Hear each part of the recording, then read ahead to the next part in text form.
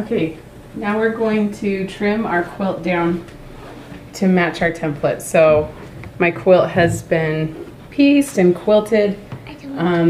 I've measured and just filled in with neutral fabric in between the blocks that I did, but you can also just do a repeating pattern instead of using quilt blocks. That's a little easier, or you can even just do one straight panel of fabric.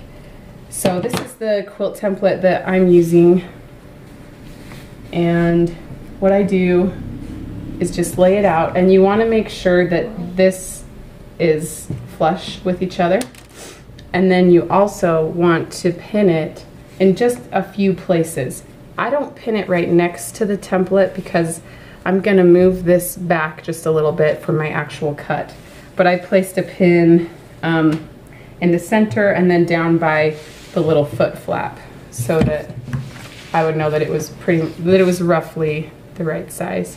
Okay, so when I'm trimming it, I just go ahead and fold back the template just a little ways, and then I still want to line the quilt up with itself rather than completely follow the template because, you know, I want the quilt to look good.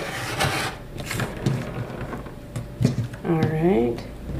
Now I just want to show you too, when it starts to curve, there's two ways you can do it. You can just kind of eyeball it. You could get a plate and set it right here and trace it so that the edge is just really just how you want it. Or you could use a fabric marker and draw a line first, which is what I think I'm gonna do. This is water soluble marker here.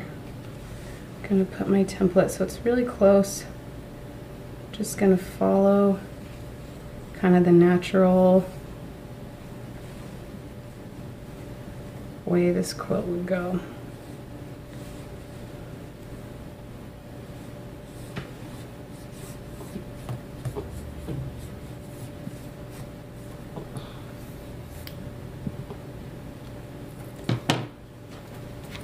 And then I'm gonna cut.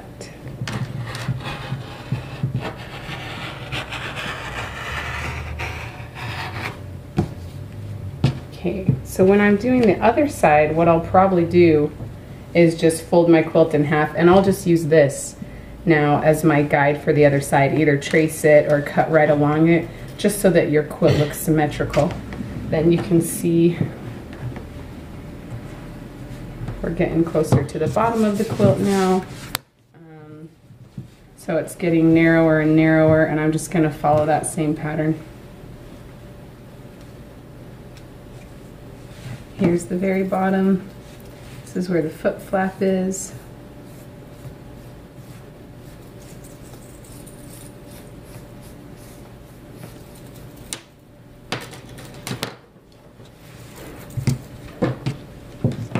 Make sure you've got your batting and your backing all laying flat.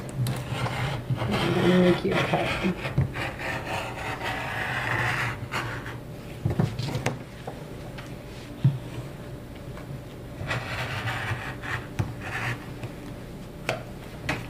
Okay.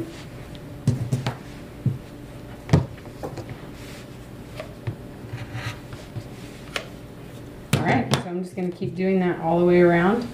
And like I said, probably what I'll do now is just fold this in half, and I'm going to trace onto the quilt top on this other side using this so that my quilt is nice and symmetrical.